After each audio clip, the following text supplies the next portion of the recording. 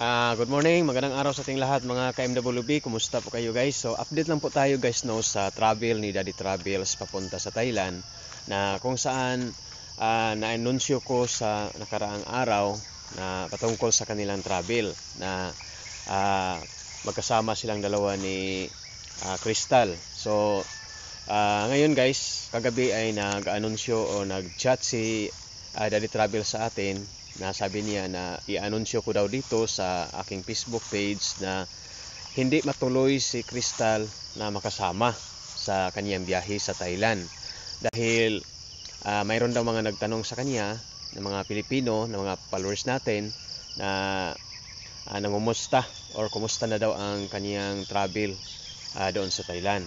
So kaya ngayon ay mayroong pagbabago guys, dahil si Crystal guys ay sabi ni Daddy Travels ay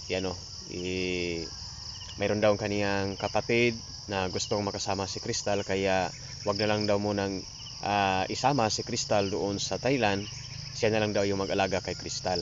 Kaya yun, i-anunsyo ko dito na hindi matuloy po yung pag-travel ni Crystal kasama kay Daddy Travels. Kaya baka magtaka kayo na bakit si Daddy Travels hindi nakasama doon sa kaniyang mga vlog sa Thailand.